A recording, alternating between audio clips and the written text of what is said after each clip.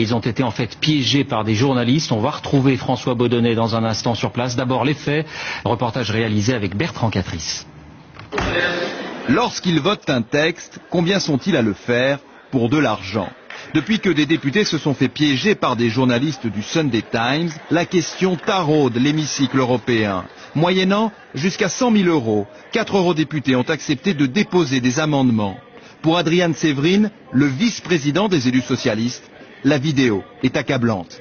Yes, well, I think we got into the car, but I think for that would be 2 or 3 days. Is it all right? Do you think? Yes, so that would be, say, 12,000 euros.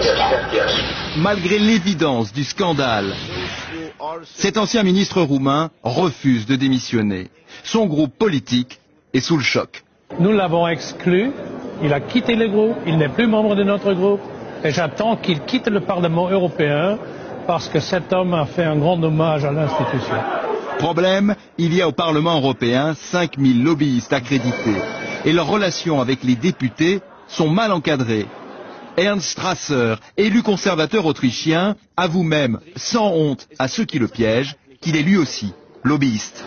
If it's possible to be under the undercovers, it's much more better.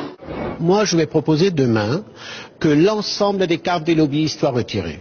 Il faut refaire une sélection. Et le député doit signer pour chaque lobbyiste qui rentre dans ce Parlement. Avant d'éventuelles perquisitions, les bureaux des eurodéputés incriminés viennent d'être mis sous scellé. Ils sont gardés 24 heures sur 24, une première dans l'histoire de l'institution.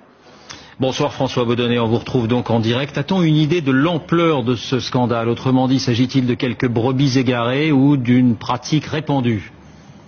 Alors c'est toute la question, bien sûr, et honnêtement, ce soir, personne ne peut répondre. Alors il y a quand même les chiffres. Les journalistes du Sunday Times disent avoir proposé de l'argent à une 60aine d'eurodéputés. Et sur 60, 14 auraient mordu à l'hameçon, ce qui fait presque 1 sur 4, ce qui est énorme. Cela dit, ces confrères que j'ai contactés m'ont avoué qu'ils avaient choisi leur cible. Ce sont tous des élus qui, dans une vie antérieure, travaillaient dans la finance ou, tenez-vous bien, dans le lobbying. Alors évidemment, cela n'excuse rien, d'autant que la plupart des députés européens sont d'anciens chefs d'entreprise, d'anciens médecins ou d'anciens avocats. Alors ce soir, avec ce scandale, le Parlement européen va être obligé de faire le ménage, car corruption généralisée ou pas, le soupçon est là, et c'est peut-être ça le plus grave.